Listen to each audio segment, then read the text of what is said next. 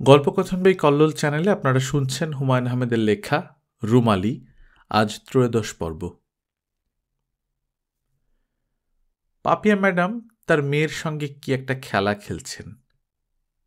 কোন একটা electronic game হবে, লুডো বোর্ডের মতো বোর্ড, সাপ এবং মইয়ের ছবি আছে। তবে কোটায় ছক্কা নিয়ে চালতে হয় না, চালার বদলে বোতাম টিপতে হয়। বোতাম টিপলেই শুরুতে মেরি হ্যাড আ লিটল ল্যাম্বের বাজনা বাজে, তারপর 1 থেকে 6-এর ভেতর একটা সংখ্যা ভেসে ওঠে। বোতাম টেপার ফাঁকে ফাঁকে পাপিয়া ম্যাডাম আমার সঙ্গে কথা বলছেন। খুব সাধারণ কথা, কথা বলতে হয় বলেই বলা। মেয়ে সঙ্গে আছে বলে তিনি অন্য সবার প্রতি উৎসাহ হারিয়ে ফেলেছেন, এরকম হতে পারে। শুনলাম তোমার মার শরীর ভালো না? জি। সমস্যাটা কি? জ্বর। ডাক্তার দেখিয়েছে? জি। পাপিয়া ম্যাডাম আর মেয়েও চায় না তার মা কারো সঙ্গে কথা বলুক। পাপিয়া ম্যাডাম আমার সঙ্গে কথা বলতে শুরু করলেই তার মেয়ে মায়ের হাত ধরে টানে। আমি তাদের খেলাটা বুঝতে চেষ্টা করলাম, তাতেও মেয়েটির আপত্তি। আমার দিকে তাকিয়ে সে কঠিন গলায় বলল, don't look at the board. ছোট ছোট বাচ্চাদের মুখে চমৎকার ইংরেজি শুনলে ভালো লাগে, তাদের কথা শুনতে ইচ্ছে করে। এই মেয়েটি স্বল্পভাষী, তার মা 10টি কথা বললে সে 2টি কথা বলে। ছোটবেলাতেই যে মেয়ে এত কম কথা বলে, বড় হলে তার অবস্থা কি হবে? খুব বেশি বকবক করবে না পুরোপুরি চুপ হয়ে যাবে? আমাকে কেউ তেমন লক্ষ্য করছে না। শুটিংয়ের সময় সবার সঙ্গে বসে থাকতে যতটা অস্বস্তিকর হবে বলে ভেবেছিলাম, ততটা লাগছে না। সবাই কাজ নিয়ে ব্যস্ত। ক্যামেরাম্যান আজিজ আঙ্কেল বারবার আকাশের দিকে তাকাচ্ছেন। আকাশে বড় বড় মেঘের খণ্ড, মেঘ ভেসে যাচ্ছে, সূর্য ঢাকা পড়ছে। আজিজ আঙ্কেল নিশ্চয়ই মনে মনে হিসাব করছেন কতক্ষণ সান পাওয়া যাবে। দিনে শুটিংয়ের সময় সব ক্যামেরাম্যান সূর্য উপাসক হয়ে যান। আজকের শুটিং খুব কষ্টকর হবে। একটু পরপর সান না পাওয়ার কারণে শট নষ্ট হবে, আর্টিস্টদের উপর খুব চাপ পড়বে, অভিনয়ের ডিসকন্টিনিউটি চলে আসবে। ইউনিটের একটা ছেলে ফ্লাস্কে করে চা নিয়ে এসেছে, সবাইকে চা দিচ্ছে, লাল টকটকে ফ্লাস্কে চা। চারদিকে সবুজ বলেই ফ্লাস্কের লাল রং খুব সুন্দর লাগছে, তাকিয়ে থাকতে ইচ্ছে করছে। অন্য সময় হলে আমি চা খেতাম না, আজ নিজে থেকে চা চেয়ে নিলাম, কিছু নিয়ে ব্যস্ত থাকা। চা খাচ্ছি, তাকিয়ে আছি ডিরেক্টর সাহেবের দিকে। আমার তাকিয়ে থাকা তিনি দেখতে পাচ্ছেন না, দেখতে পাচ্ছেন না বলেই আমি তাকিয়ে থাকতে পারছি। আমি ভেবে পাচ্ছি না মানুষটা এত সহজ স্বাভাবিক আচরণ কি করে করছেন। সামান্য অন্যায় করলেও অপরাধ বোধ হয়। যার উপর অন্যায়টি করা হয়েছে তার সামনে সহজ হওয়া যায় না। উনার সহজ ভঙ্গিটা কি অভিনয়? অভিনয় হলে বলতেই হবে তিনি ভালো অভিনেতা। ডিরেক্টর সাহেব উঠে আসছেন, আমাদের দিকেই আসছেন। আমার কাছে নিশ্চয়ই না, হয়তো পাপিয়া ম্যাডামকে কিছু বলার জন্য আসছেন। যেহেতু আমি পাশে আসছি, আমাকেও হয়তো কিছু বলবেন। কেমন আছো রুমালি, এই জাতীয় কোনো কথা। আমাকে খুব সহজভাবে জবাব দিতে হবে। ডিরেক্টর সাহেব পাপিয়া ম্যাডামের সামনে দাঁড়ালেন, হাসি মুখে বললেন, 2টার আগে তো তোমার কোনো কাজ হবে বলে মনে হচ্ছে না, তুমি ইচ্ছা করলে রেস্ট নিতে পারো। পাপিয়া ম্যাডাম বললেন, রেস্টই তো নিচ্ছি, ঘরের ভেতর রেস্ট নেবার চাইতে বাইরে নেওয়া কি ভালো না? বোতাম টিপে কি খেলা খেলছো? লুডো খেলা, ইলেকট্রনিক লুডো। কোটার ভেতর ছক্কা নিয়ে চালতে হয় না, বোতাম টিপলেই ডিসপ্লেতে 1 থেকে 6-এর ভেতর একটা সংখ্যা ভেসে ওঠে। কই গুটি চেলে দেখাও তো। এখন দেখানো যাবে না, আমার মেয়ে রাগ করবে। আমরা দুজন যখন একসঙ্গে থাকি তখন সে তৃতীয় কাউকে সহ্য করতে পারে না। এখনই কেমন করে তাকাচ্ছে। ডিরেক্টর সাহেব শব্দ করে হেসে উঠলেন, হাসি থামিয়ে আমার দিকে তাকিয়ে বললেন, রুমালি আমার সঙ্গে এসো তো। আমি উঠে দাঁড়ালাম। তিনি কি বলবেন তা আমি জানি, কেন আমাকে বাদ দিতে হলো তা ব্যাখ্যা করবেন। ব্যাখ্যাটা কিভাবে করা হবে সেটা হচ্ছে কথা। নিশ্চয়ই খুব সুন্দর করে বলবেন। একই কথা এক একজন এক একভাবে বলে, শুধুমাত্র বলার ভঙ্গির কারণে কথার অর্থ পর্যন্ত বদলে যায়। ডিরেক্টর সাহেব আমাকে বলবেন, রুমালি, আমি খুব দুঃখিত যে তুমি বাদ পড়ে গেলে। আসলে ঘটনাটার উপর আমার কোনো হাত ছিল না। তোমার যত না খারাপ লাগছে, আমার তার চেয়েও বেশি খারাপ লাগছে। অভিনয় ভালো না হবার কারণে তুমি যদি বাদ পড়তে, আমার মোটেও খারাপ লাগতো না। অভিনয় যে তুমি শুধু ভালো করো তা না, খুবই ভালো করো। শোনো রুমালি, কিছু কিছু ঘটনা এই পৃথিবীতে ঘটে যায় যার উপর আমাদের কোনো নিয়ন্ত্রণ থাকে না। এই ব্যাপারটা বুদ্ধিমতী মেয়ে হিসেবে তুমি অবশ্যই জানো। আমার অবস্থা তুমি সেদিক থেকে বিচার করবে, কেমন? Be a good girl. এবার সুন্দর করে একটু হাসো তো। ডিরেক্টর সাহেবের বাইরে কিছু বলবেন না। এইটি তিনি হয়তো গুছিয়ে বলবেন, আর আমার কাছে মনে হবে, আরে তাই তো। মানুষটার উপর আমার আর তখন রাগ থাকবে না। মানুষটার জন্য করুণা ও মমতায় আমার হৃদয় দ্রবীভূত হবে। উনি কিভাবে কথাগুলি বলেন তা শোনার জন্য আমি আগ্রহ নিয়ে অপেক্ষা করছি। উনি কিছু বলছেন না। উনি মানুষজন যেদিকে বসে আছে তার উল্টো দিকে যাচ্ছেন, মাঠের দিকে। সবাই নিশ্চয়ই তাকিয়ে আছে আমাদের দিকে। সবাই ভাবছে, ব্যাপারটা কি? রুমালি, জি, তুমি আমাকে একটা ছোট্ট কাজ করে দাও তো। কি কাজ বলুন, করে দিচ্ছি। এই মাঠে কিছু ফড়িং ঘুরছে। তুমি আমাকে বড় সড়ো দেখে একটা ফড়িং ধরে দাও। ফড়িং ধরতে পারো না? কখনো ধরিনি, তবে নিশ্চয়ই পারবো। ফড়িং দিয়ে কি করব বলো তো? দিলুর যখন শট নেওয়া হবে তখন ফড়িংটা ব্যবহার করবেন। দিলুর হাতে থাকবে ফড়িংটা। ঠিক ধরেছ। ক্যামেরা দিলুকে পেছন থেকে ধরবে। দেখা যাবে সে মাঠে ছোটাছুটি করছে।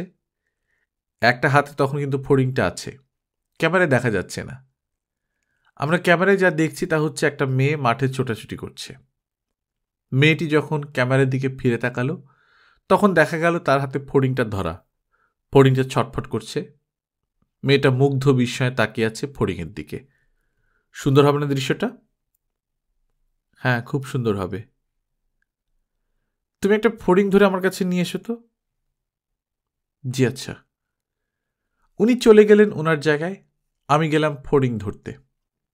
ফড়িং ধরার জন্য ইউনিটে অনেক লোক আছে।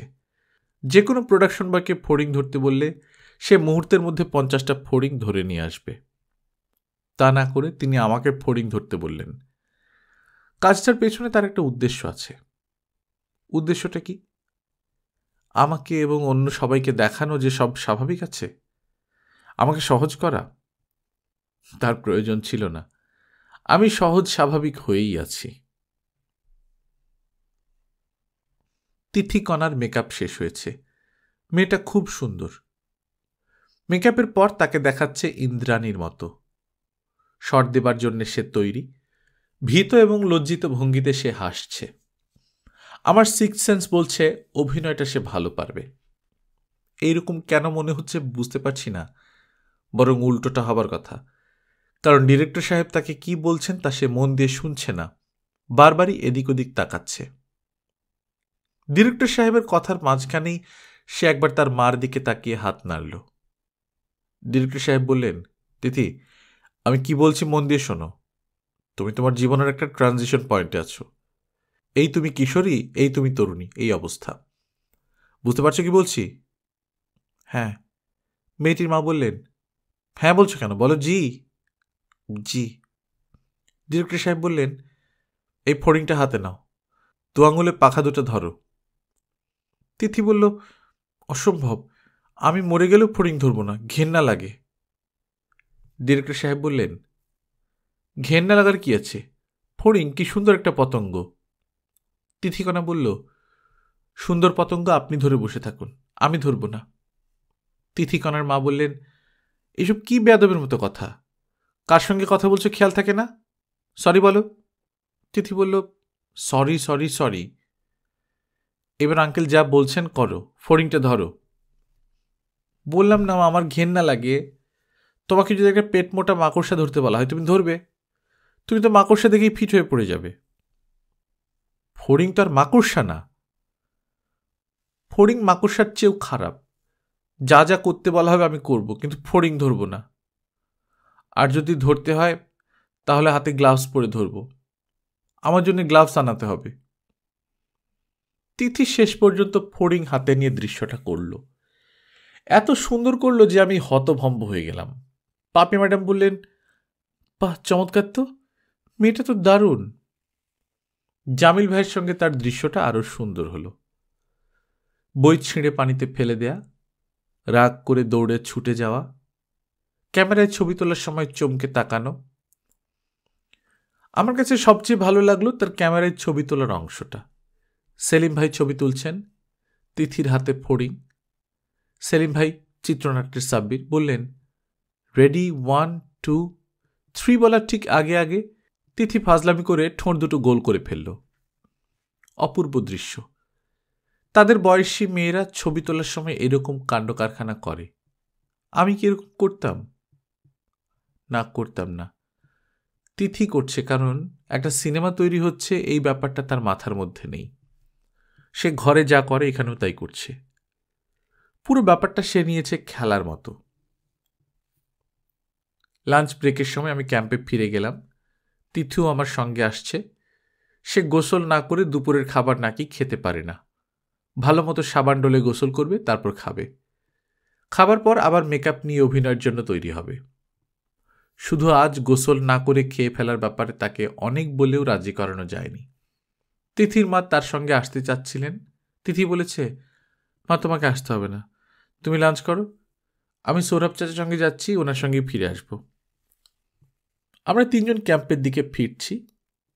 সবার আগে সৌরভ চাচা, তার একটু পেছনে আমরা 2 জন। আমি বললাম, তিথিকণা, তোমার অভিনয় খুব ভালো হয়েছে। তিথি বলল, তুমি আমার নাম জানো কিভাবে? জিজ্ঞেস করে জেনেছি। আমাকে দেখে তুমি দোতলা বারান্দা থেকে হাত নাড়াচ্ছিলে? হ্যাঁ। কেন?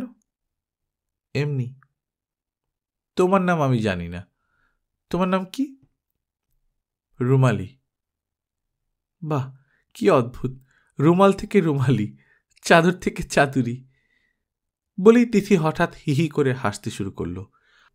সেই হাসি হঠাৎই থামিয়ে বলল, চাদরি বলায় রাগ করেনি তো? না।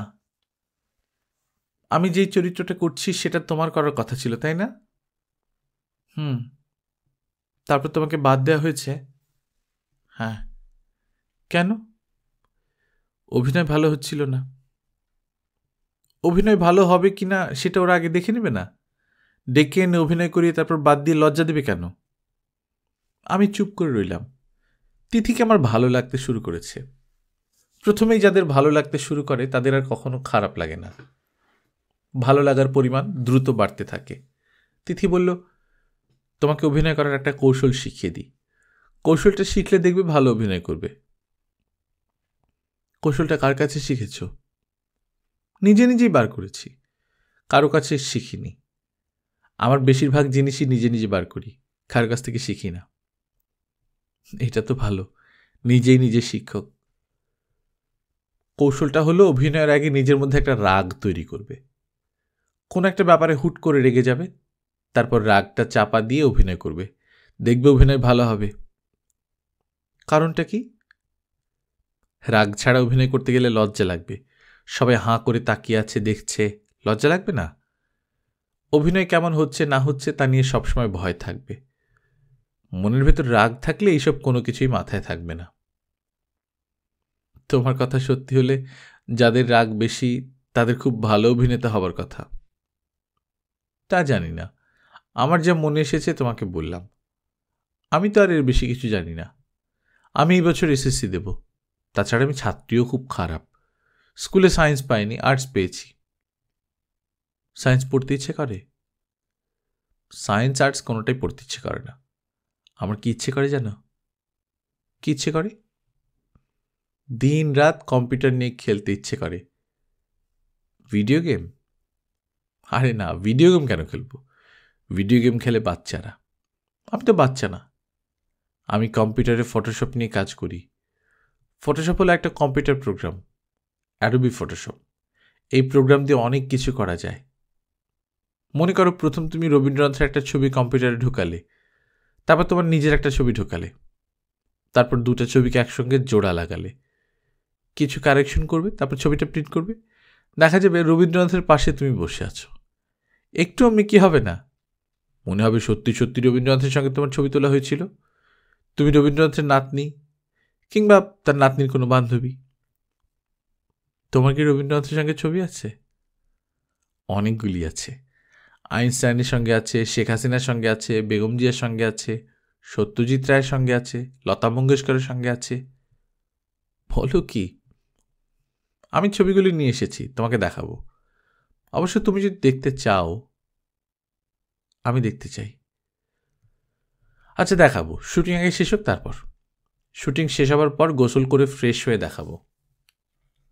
তুমি কি ঘন ঘন গোসল করো?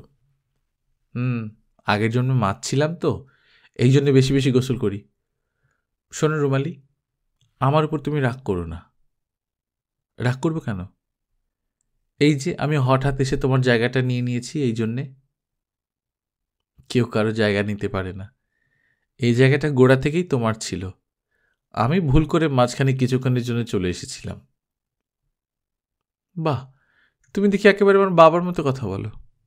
বাবা তো সুন্দর করে কথা বলে যে তার মিথ্যা কথাগুলি সত্যি মনে হয়।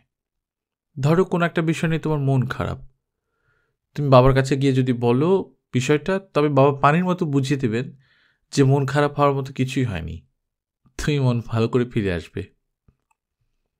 তোমার বাবা কি সঙ্গে এসেছেন? হ্যাঁ এসেছেন। বাবা আমাকে ছাড়া থাকতে পারেন না। আমি যেখানে যাব বাবা যাবে। একবার আমরা স্কুল থেকে এক্সকারশনে কক্সবাজার গিয়েছিলাম। বাসে করে গিয়েছি। কক্সবাজার পৌঁছে দেখি বাবা তার আগের দিন প্লেনে করে কক্সবাজার চলে এসছেন। হোটেল শৈবালে থাকেন। আমরা সব মেয়েরা সি বিচে হইচই করি, উনি দূরে একা একা হাঁটেন। তোমার সঙ্গে অনেক গল্প করলাম, দেরি হয়ে গেছে, সবার কাছে বকা খাবো। ভালোই হয়েছে, বকা খেলে রাগ উঠে যাবে, রাগ উঠে গেলে ভালো অভিনয় হবে। আমি মার ঘরে ঢুকে একটু হকচকিয়ে গেলাম। ঘর অন্ধকার, দরজা জানলা বন্ধ। মা ঘুমোচ্ছেন না, জেগে আছেন। দেয়ালে হেলান দিয়ে বসে আছেন। চোখ মুখ ফোলা ফোলা, চুল এলোমেলো, বড় বড় করে নিঃশ্বাস নিচ্ছেন। যাবার সময় হাসি খুশি দেখে গিয়েছিলাম, অল্প সময় আবার কি হয়ে গেল। আমি বললাম, জ্বর কি আরো বেড়েছে মা? মা জবাব দিলেন না। মনে হলো আমি যা বলছি তা তার কানে ঢুকছে না। আমি মার কপালে হাত রাখলাম। জ্বর আছে এবং বেশ ভালোই আছে। থার্মোমিটারে মাপলে 102 হয়ে যাবে। জানলা বন্ধ করে ঘরটাকে গুদাম বানিয়ে রেখেছ কেন? মা ক্লান্ত গলায় বললেন, বকুল তুই আমার সামনে বস, তোর সঙ্গে কথা আছে। আমি মার সামনে বসলাম। মার ভাবভঙ্গি কেমন কেমন যেন লাগছে, গলার স্বর পর্যন্ত পাল্টে গেছে। তোর কাজ শেষ হয়েছে? শুটিং কেমন হলো? ভালো। কোন অংশটা হলো? ছবি তোলার অংশ। সাব্বির সাহেব ক্যামেরায় ছবি তুলছেন, ওই অংশ। স্বপ্নভুক সেলিম ভাই আর আমি। আজকের মতো কি কাজ শেষ? কিছু বাকি আছে, বিকেলে হবে। মেকআপ তুলে ফেলেছিস কেন? মেকআপ নষ্ট হয়ে গিয়েছিল বলে তুলে ফেলেছি। বিকেলে শুটিংয়ের আগে আবার নেব। মা জানলাগুলি খুলে দিই? না, জানলা খুলবি না, আলো চোখে লাগে। বকুল তুই এত সহজে মিথ্যা কথা বলছিস কিভাবে? মিথ্যা কথা বলছি? হ্যাঁ মিথ্যা কথা বলছিস।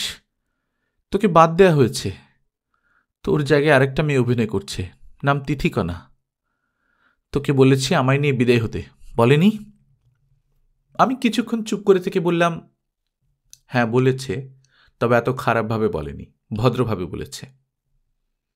তারপরেও তুই মাটি কামড়ে পড়ে আছিস? তোমার শরীর ভালো না মা, এই অবস্থায় যাব কিভাবে? আমার কোনো সমস্যা হবে না, আমি যেতে পারবো। যেতে পারলে চলো যাই। মা হাঁপাতে হাঁপাতে বললেন, আমি ব্যাগ গুছিয়ে রেখেছি, তুই ইউনিটের কোনো একটা ছেলেকে রিক্সা ডাকতে বল। আমাদের বাস স্ট্যান্ডে নামিয়ে দেবে, বাসে করে আমরা চলে যাব। কাউকে কিছু না বলে চলে যাবে? যারা আমার মেয়ের গায়ে থুতু দিয়েছে তাদের বলা বলির কি আছে? ওরা ভুল করেছে বলে আমরা কেন ভুল করব মা? আমরা ভুল করব না। আজ রাতে শুটিংয়ের শেষে আমি সবার কাছ থেকে হাসি মুখে বিদায় নেব, পরদিন সকালে চলে যাব। না, আমি এখনই যাব।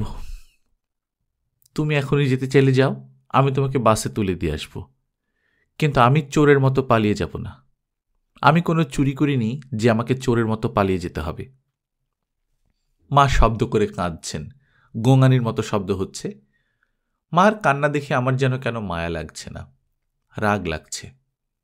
কান্নার শব্দ শুনে লোকজন জড়ো হবে, জানতে চাইবে কি ব্যাপার, কি বিশ্রী। বকুল, বলো, আমি শুনছি। তুই আমার সামনে থেকে যা, তোকে আমার সহ্য হচ্ছে না। কোথায় যাব? যেখানে ইচ্ছা যা, তোর দেবতার সামনে হাঁ করে বসে থাক। দেবতাকে পূজা কর গিয়ে। দেবতা তোর গায়ে যে থুতু দেবে সেই থুতু চেটে চেটে খা। এসব কি বলছো মা? আমি কি বলছি আমি জানি। তোকে আমি গর্ভে ধরেছি, আমি তোর গর্ভে জন্মাইনি। আমি বোকা সেজে থাকি বলে তুই আমাকে বোকা ভাবিস? শোন বুদ্ধিমতী, যে রাতে তুই ঘটনা ঘটিয়েছিস আমি সেই রাতেই টের পেয়েছি। তুই মরার মতো ঘুমুচ্ছিলি, আমি সারা রাত তোর পাশে জেগে বসেছিলাম। সারা রাত নিজের মনে কি বলেছি শুনতে চাস? না, শুনতে চাই না। সারা রাত আমি আল্লাহকে বলেছি, আমি এত কি পাপ করেছি যে তুমি আমাকে এত শাস্তি দিচ্ছ? যে মেয়েকে বুকে নিয়ে জীবন কাটাবো ভেবেছিলাম, এখন দেখি সেই মেয়ে বাজারের একটা নষ্টা মেয়ে। তুমি কি দয়া করে চুপ করবে মা? তোর দেবতা তোকে বিয়ে করবে? করবে না। পূজা নেবে কিন্তু বিয়ে করবে না। দেবতারা বোকা হন না, তারা দেবে বিয়ে করেন, বাজারের নষ্ট মেয়ে বিয়ে করেন না। বড়জোর কিছুক্ষণ কচলাকুচলি করেন, তারপর ঘেন্নায় থুতু দেন। তোর জীবন কাটবে দেবতার থুতু গায়ে মেখে। হাত জোর করে বলছি মা, চুপ করো। চুপ তো করবই, চুপ করা ছাড়া আমার গতি কি? আমি চুপ করব, আর কথা বলবো না। শুধু তোর ভবিষ্যৎটা কি হবে বলে চুপ করি। আমি চোখের সামনে তোর ভবিষ্যৎ দেখতে পাচ্ছি। আমার ভবিষ্যৎটা তুমি রাতে বলো মা, আমি রাতে খুব মন দিয়ে শুনব। না, রাতে না, এখনই শোন। আমি ঢাকায় যাব, তারপর তোকে নিয়ে আমি ক্লিনিকে ক্লিনিকে ঘুরব। তোর পেট খালাস করতে হবে। মা, ছি! খবরদার, খবরদার বলছি, তুই ছি বলবি না। ছি বলতে হলে তো আমি বলবো, তুই বলবি না। বেশ্যা মেয়ের মুখে ছি মানায় না। যা আমার সামনে থেকে, তোর মুখের দিকে তাকালেও পাপ হয়। আমি ঘর থেকে বের হলাম, মা ভেতর থেকে দরজা বন্ধ করে দিলেন। আমি শুনতে পাচ্ছি মা চেঁচিয়ে চেঁচিয়ে বলছেন, বেশ্যা, আমার মেয়ে বেশ্যা। জালালের মা কোথা থেকে উদয় হয়েছে, তার মুখ ভর্তি পান। সে পানের পিক ফেলে আরেকটু এগিয়ে এলো। মা কি বলছেন ভালো মতো শুনতে হবে। আমি হাঁটছি, কোথায় যাচ্ছি জানি না। একবার কি পেছনে ফিরে দেখব মার দরজার সামনে আরো লোক জড়ো হয়েছে কিনা? না, থাক। 2টার মতো বাজে। এখন কোথায় যাব? গ্রামের পথে একা একা হাঁটব? সোমেশ্বরী নদীর পানি দেখতে যাব? নাকি কোনো গারো বাড়িতে উপস্থিত হয়ে বলবো, আপনারা কেমন আছেন, আমি আপনাদের দেখতে এসেছি, আমার খুব পানির তৃষ্ণা, আপনারা আমাকে এক গ্লাস ঠান্ডা পানি দিন না। পানির তৃষ্ণায় বুক ফেটে যাচ্ছে। খুব ঠান্ডা এক গ্লাস পানি যদি আমাকে কেউ দিত। খিদেও পেয়েছে। সকালে বড় বড় মগ ভর্তি 1 কাপ চা খেয়েছি। সকালে বড় মগ ভর্তি 1 মগ চা খেয়েছি। এরপর আর কিছু খাওয়া হয়নি। ও না, খেয়েছি, শুটিং চলার সময় আরেকবার চা খেয়েছি। খিদে এখন নাড়ি কামড়াচ্ছে। খিদের দোষ নেই। খিদের কাছে মানুষ পরাজিত হবেই। খিদের কাছে পরাজয় মানে শরীরের কাছে পরাজয়। মানুষ বারবার শরীরের কাছে পরাজিত হয়েছে। মনের কি প্রবল ক্ষমতা, কিন্তু তারপরেও শরীরের কাছে সে কত অসহায়। আচ্ছা, জাহেদার কাছে গেলে কেমন হয়? জাহেদাকে জিজ্ঞেস করতে পারি, জাহেদা, তোমার কাছে কি পাকা মন ফল আছে? থাকলে কয়েকটা মন ফল দাও তো, খেয়ে দেখি। মন ফল কি মনের জোর বাড়ায়, দ্বিধা সংকোচ কাটিয়ে দেয়? আমি রোদে নেমে পড়লাম। ভয়ঙ্কর কোনো কাণ্ড করতে ইচ্ছা হচ্ছে। কেউ আমার দিকে তাকাচ্ছে না এখন। এমন কোনো কাণ্ড কি করা যায় যেন সবাই চমকে তাকায় আমার দিকে? ডিরেক্টর সাহেব হতভম্ব গলায় বলেন, কি হলো? সিনেমার গল্পে দিলু এমন একটা কাণ্ড করেছিল। বেচারির দিকে কেউ তাকাচ্ছিল না, শেষটায় এমন একটা কাণ্ড করল যে সবাই বাধ্য হলো তাকাতে। সে নিজে কিন্তু তা জানতে পারল না। দিলু তখন দিঘির নীল জলে টকটকে লাল রঙের স্কার্ট পরে ভাসছিল। আমার লাল স্কার্ট নেই, কিন্তু লাল শাড়ি তো আছে। দিঘির নীল জলে লাল শাড়ি খুব মানাবে। মেঘ কেটে রোদ উঠেছে, প্রচণ্ড রোদ। আকাশ ঝাঁঝা করছে। প্রচণ্ড রোদের সময় চারদিক কি একটু ঘোলাটে লাগে? আমার লাগছে। মনে হচ্ছে হালকা করে কুয়াশা হয়েছে। রাস্তার দুপাশে পানিতে নাক ডুবিয়ে মহিষের দল শুয়ে আছে। পানির উপর শুধু নাক ভেসে আছে, আর কিচ্ছু নেই। মহিষের নাক ভাসিয়ে ডুবে থাকার দৃশ্যটা কি ডিরেক্টর সাহেব নিয়ে রেখেছেন? না নিয়ে রাখলেও তিনি নেবেন। কোনো সুন্দর দৃশ্যই তার চোখ এড়াবে না। যা কিছু সুন্দর তা তিনি বন্দি করে ফেলবেন সেলুলয়েডে। সেলুলয়েডে যা বন্দি করা যায় না তার প্রতি তার কোনো আগ্রহ নেই। মানুষের মন বন্দি করা যায় না বলেই কি মানুষের মনের প্রতি তার এত অনাগ্রহ? জাহেদার উঠোনে বকটা গম্ভীর ভঙ্গিতে হাঁটছে। এর নাম ধলামিয়া। ধলামিয়া বলে ডাক দিলে বৃদ্ধ মানুষের মতো টুকটুক করে হেঁটে আমার কাছে আসার কথা। আমি ডাকলাম, ধলামিয়া। বকটা ঘাড় ঘুরিয়ে আমাকে দেখল, তারপর ছোট ছোট পা ফেলে আমার দিকে এগিয়ে আসতে শুরু করল। কি অদ্ভুত দৃশ্য! ডিরেক্টর সাহেবকে এই ব্যাপারটা বলা দরকার, এবং দৃশ্যটাও তাকে দেখানো দরকার। আমার ধারণা দৃশ্যটা দেখা মাত্র তিনি তার ছবিতে ঢুকিয়ে দেবেন। নতুন একটা সিকোয়েন্স তৈরি করবেন। যেমন দিলু নিজের মনে হাঁটতে হাঁটতে হঠাৎ এক বাড়িতে ঢুকে শোনে এই বাড়িতে একটা পোষা বক আছে, যার নাম ধলামিয়া। নাম ধরে ডাকলেই যে গুটগুট করে হেঁটে কাছে আসে। দিলু অল্পতেই মুগ্ধ হয়। এই ঘটনা দেখে বিস্ময়ে অভিভূত হল। দৃশ্যটা জামিল ভাইকে সে দেখাবেই। জামিল তার কথা পাত্তাই দিলেন না। বক আবার মানুষের কথা শোনে নাকি? আচ্ছা, আল্লাহ তাআলা কি করেন? তিনিও কি নতুন নতুন দৃশ্য তৈরি করে মূল দৃশ্যমালায় ঢুকিয়ে দেন? নতুন দৃশ্যগুলি তার আদি পরিকল্পনায় ছিল না, হঠাৎ মাথায় এসেছে। বন্ডি, কেমন আছেন গো? আমি চমকে পেছন ফিরলাম। খলুই হাতে জাহেদার ঠিক আমার পেছনে। তার খলুই ভর্তি গোবর, তার হাতও গোবরে মাখামাখি। কাউকে গোবর নিয়ে মাখামাখি করতে দেখলে অন্য সময় আমার গা ঘিনঘিন করে উঠত। এখন করছে না। এখন মনে হচ্ছে এটাই স্বাভাবিক। জাহেদার হাত গোবরে মাখামাখি না থাকলে মানাতো না। জাহেদা, আপনি কেমন আছেন? জাহেদা হাসতে হাসতে বলল, আমি ভালো আছি গো বন্ডি। তাই আমার লোকটা নিরুদ্দেশ হইছে। নিরুদ্দেশ হইছে মানে কি? 2 দিন আগে হাটে যাব বইলা বাইর হইছে, আর ফিরে নাই। সে কি? জাহেদা হাসছে, শরীর দুলিয়ে হাসছে, যেন স্বামীর নিরুদ্দেশ হওয়াটা বড়ই আনন্দময় সংবাদ। চিন্তার কিছু নাই, আবার ফিরে আসব। আর না আসলে নাই। পশু পাখিও শিকল দিয়ে বান্ধন যায় না, আর মানুষ বইলা কথা। উনি কি প্রায় নিরুদ্দেশ হয়ে যান? হ, তার বাতাস রোগ আছে। বাতাস রোগটা কি? বাতাস রোগটা যার থাহে, হ্যাঁ বাতাস পাইলেই উড়ে যায়। হ্যাঁ খুঁজে রঙ্গিলা বাতাস। ও আচ্ছা, বাতাস রোগের কথাই প্রথম শুনলাম।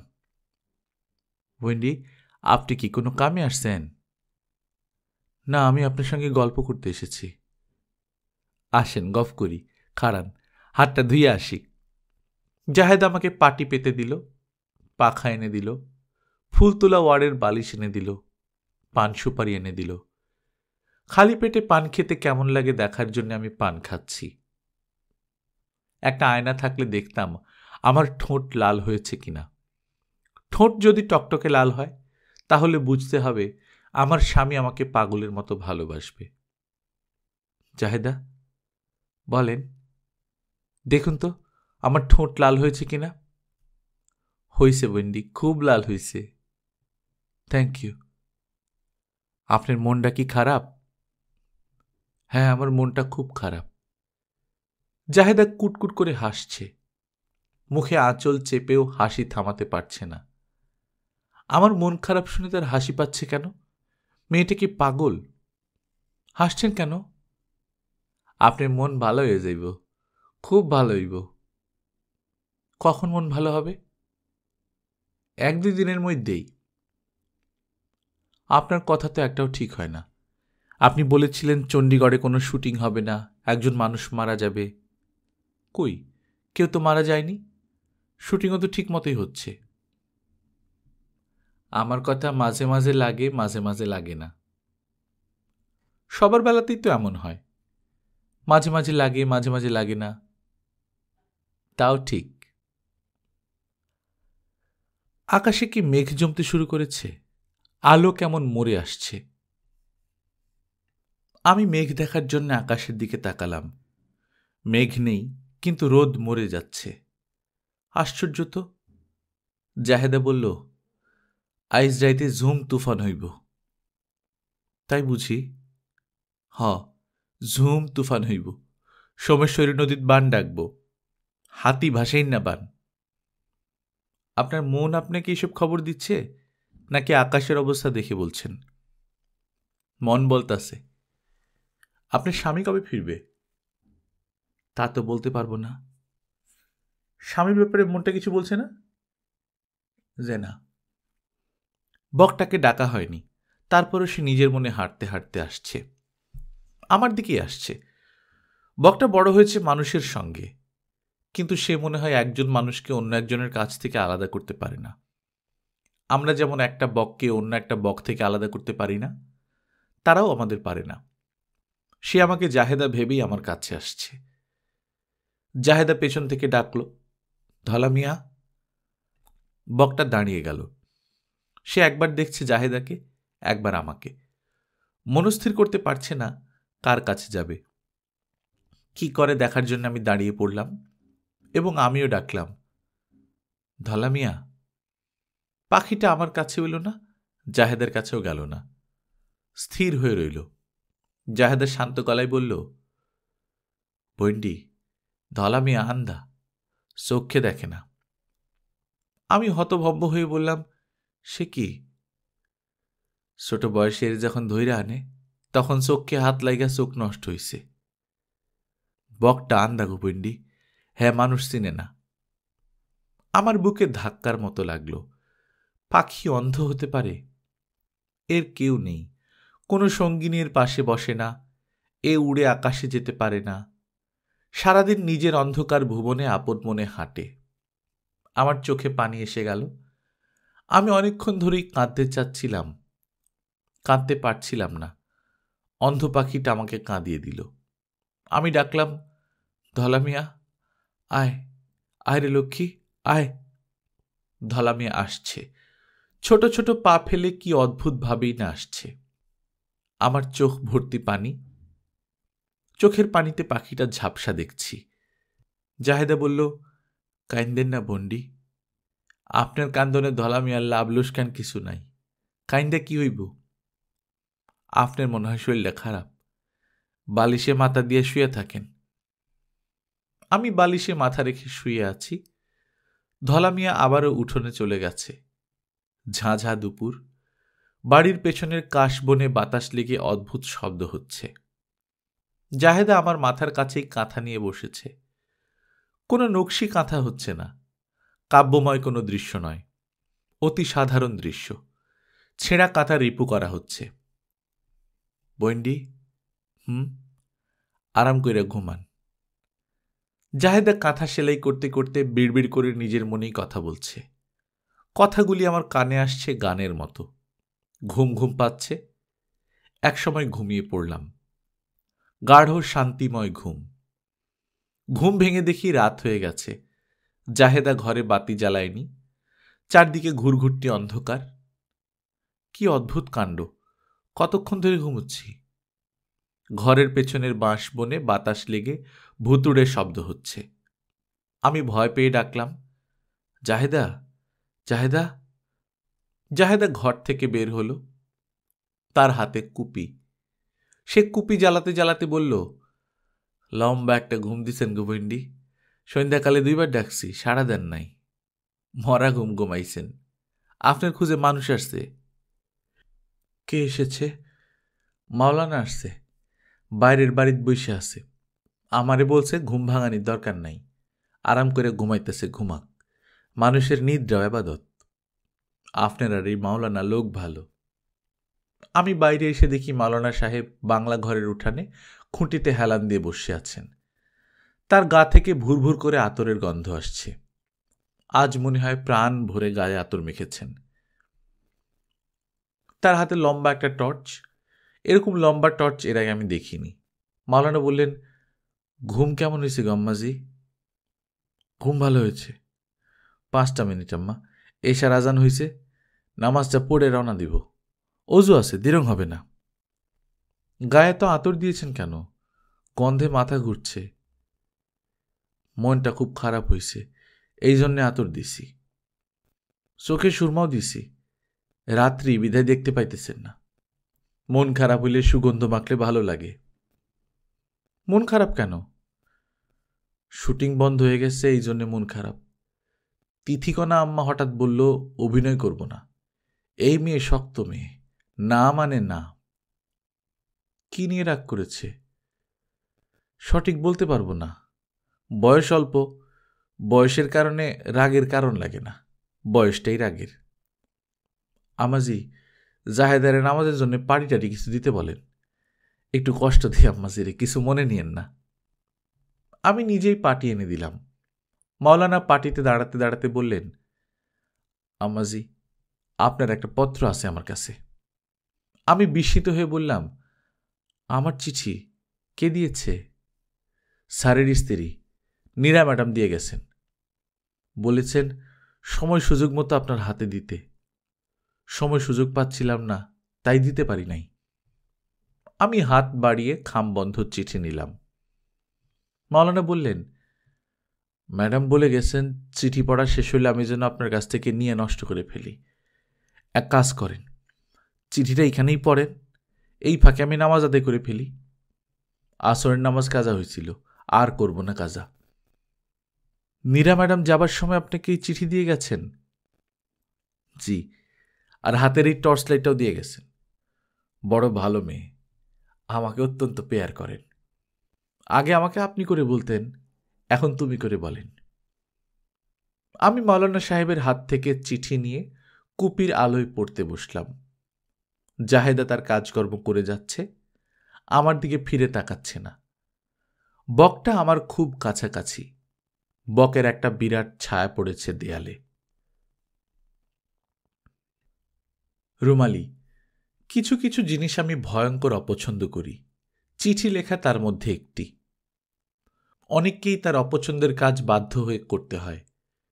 জীবনের অনেকগুলো আইরনির একটি হচ্ছে অপছন্দের কাজটি বেশি বেশি করা। যে চিঠি লিখতে পছন্দ করে, দেখা যায় তার জীবিকাই হয় চিঠি লেখা। পোস্ট অফিসের সামনে টুল পেতে বসে থাকে, 1 টাকা 2 টাকার বিনিময়ে চিঠি লিখে দেয়। আমি সেরকম না, অপছন্দের কাজ আমি করি না। চিঠি লেখা আমার জীবিকা নয়। আমার যা বলার তোমাকে সরাসরিও বলতে পারতাম, বলতে ইচ্ছা করল না, গ্লানিবোধ হলো। চিঠি লিখতেও গ্লানিবোধ করছি। তবে চিঠির সুবিধা হচ্ছে আমার গ্লানিবোধ তোমাকে দেখতে হচ্ছে না। কেউ চায় না তার লজ্জাটা অন্যের সামনে তুলে ধরতে।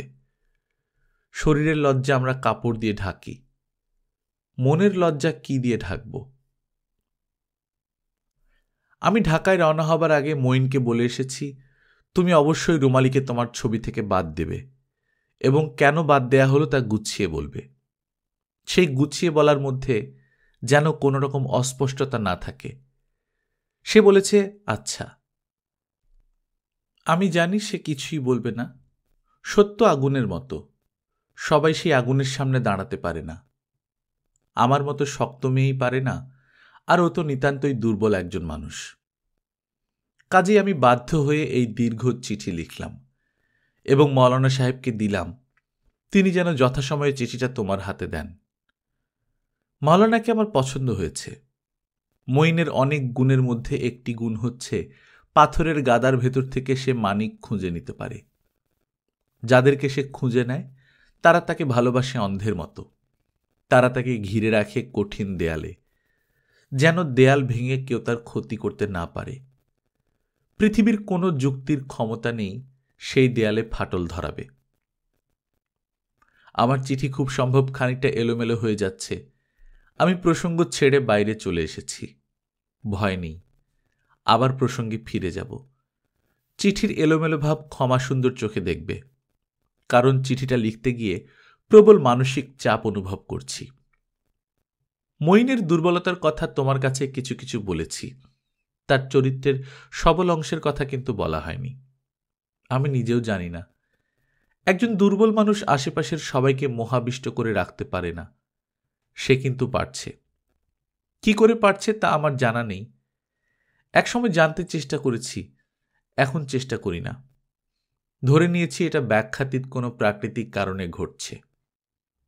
এই মানুষটির প্রতি তোমার প্রবল আকর্ষণের কারণ তুমি নিজে কি ব্যাখ্যা করতে পারবে? পারবে না।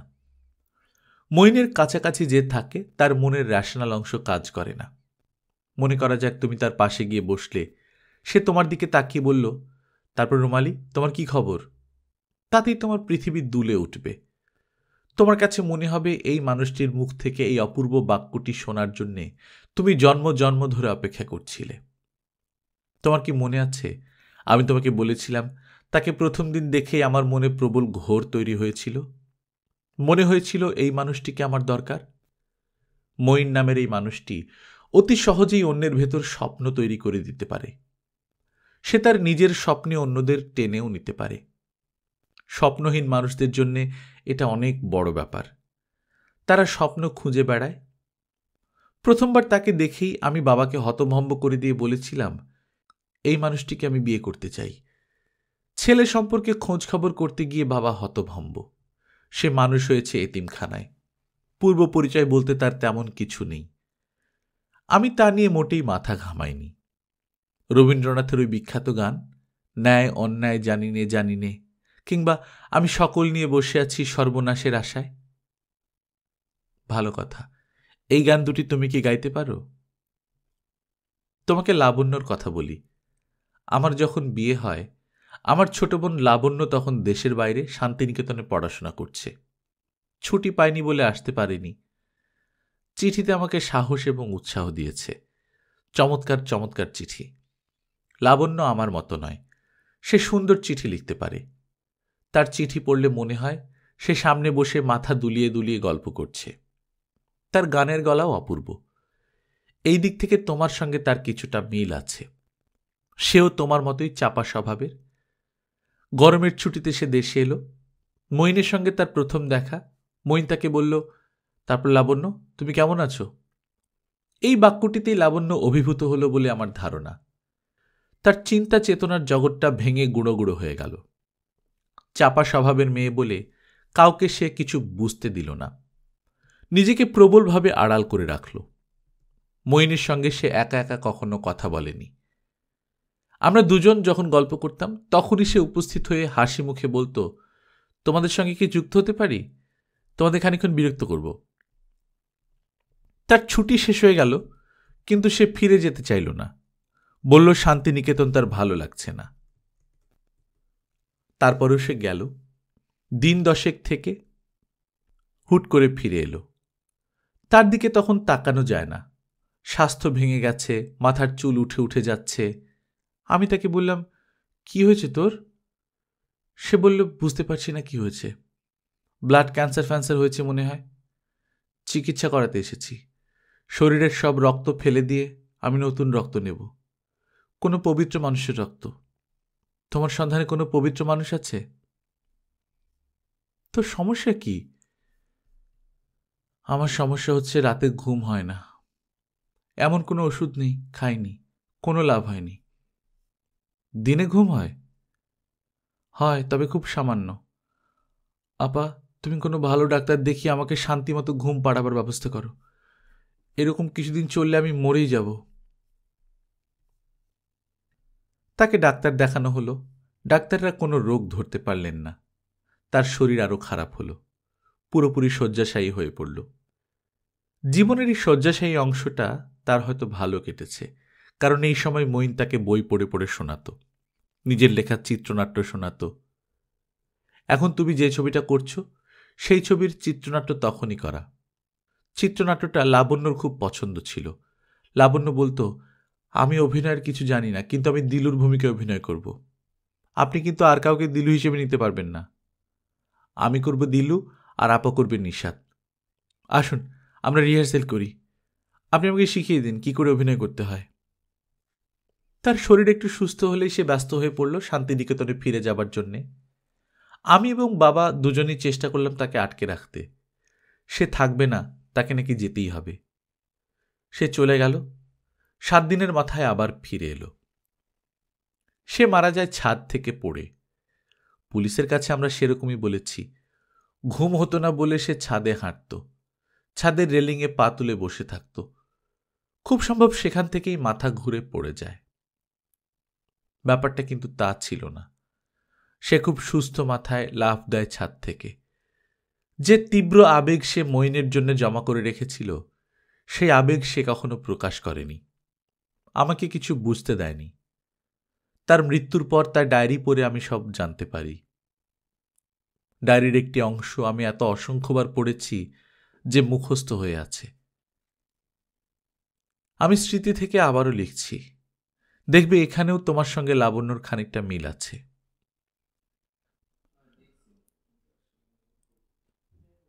গল্পকথনময় কল্লোল চ্যানেলে আপনারা শুনছিলেন হুমায়ুন আহমেদের লেখা রুমালি। আজ 13 পর্ব। আমরা নিয়মিত গল্প পাঠ করে শোনাচ্ছি। আপনারা যারা প্রথমবার মতো শুনছেন, কাইন্ডলি সাবস্ক্রাইব করে নেবেন। গল্প পাঠ ভালো লাগলে বন্ধুর সঙ্গে শেয়ার করবেন। নিজে ভালো থাকবেন, আশপাশের লোকজনকে ভালো রাখবেন। টাটা।